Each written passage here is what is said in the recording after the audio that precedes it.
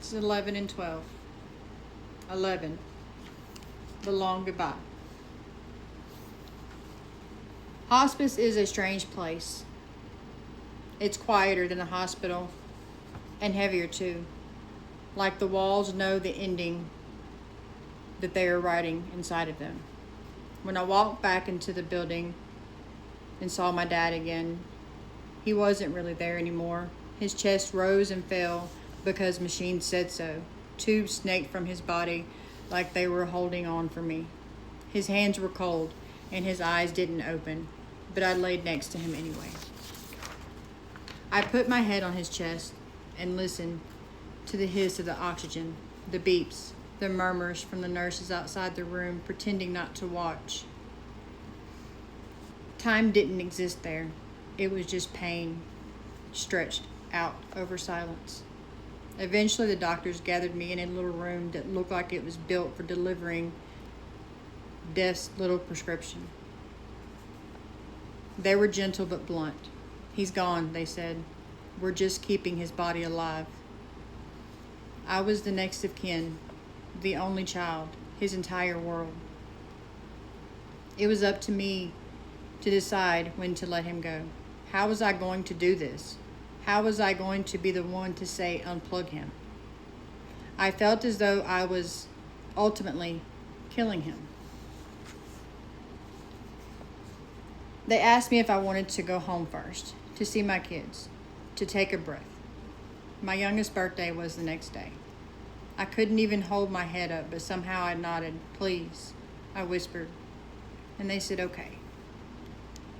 So I left my dad in a room full of machines and I flew back home, broken and numb. Wrapped the presents, I sang happy birthday like it didn't feel like I was dying inside. I smiled for my little boy and died a little bit more inside. He had just got to meet his pawpaw for the first time, and now he was going to have to say goodbye forever. He would never know who my daddy was. Then I packed my bag again. This time, when I got back to the hospice, they asked me to step out while they unhooked the machines. I waited in the hall. No tears, not yet. I was holding them back. When they let me back in, I crawled into bed with him. This time, there were no wires, no sounds, just me and my dad. And I sang to him. First, I sang his favorite song, "I Can Only Imagine." Then I sang a song to him, "Daddy's Hands." I held his hands in both of mine, and I sang like no one was watching, even though I knew that they were. Nurses lined the hallway. Some were crying. Others sang along quietly. I sang through the last breath. I sang until the silence hit. And when it did, when there was nothing left but the stillness, so loud it was drowning everything else, I broke. The grief wasn't a scream.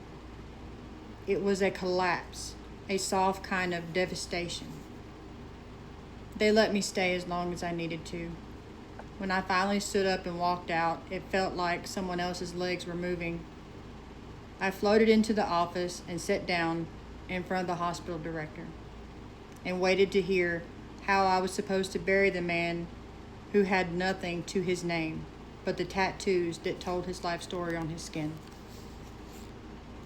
I told him the truth. I don't have anything. No money, no life insurance, nothing. And that man looked at me and said, "We're going to take care of it." They paid for his cremation. For the first time in my life, kindness had been showed to me, and I didn't have to beg for it.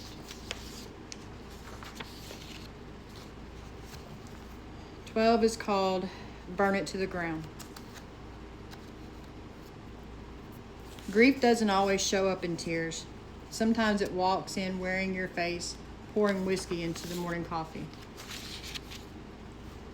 I come home a girl without a father, hollowed out by a choice no child should have to make.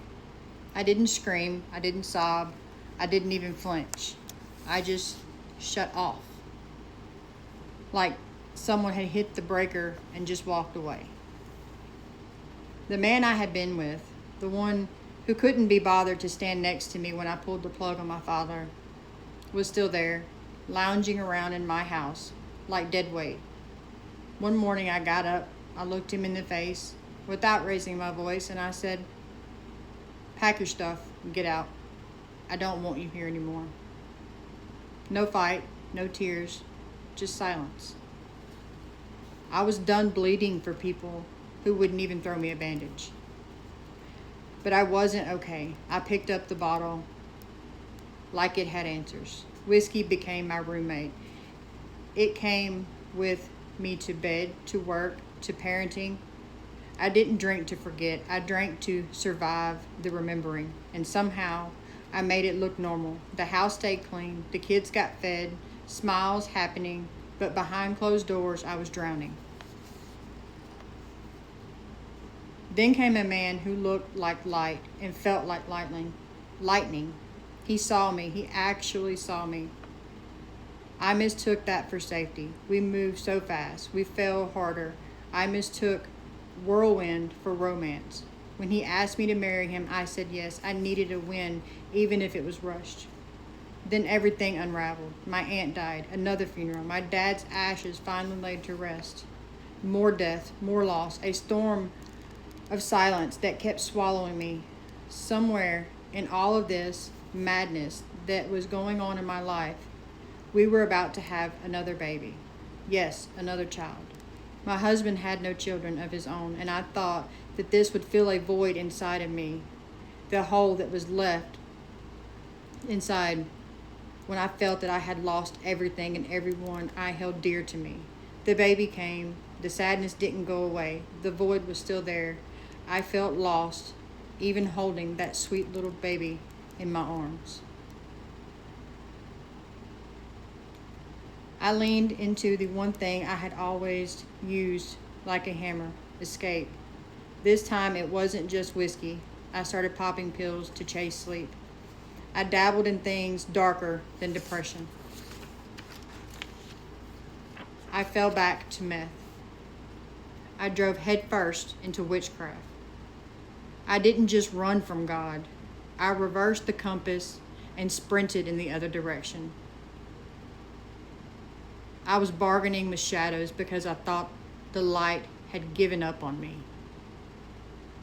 My marriage started to rot. And this time, I was the monster. I threw things. I screamed. I hit him. I caused blood. Me, the girl who swore she'd never become her mother. The one who was never going to let a man make her small was now making someone else feel afraid to love her. I pushed everyone away. I shoved my kids to the side like they hadn't saved my life 1,000 times before. I was a ghost wrapped in skin and rage. I didn't even care who burned in my wildfire. All I knew was I was tired of hurting alone. So now I made hurting loud.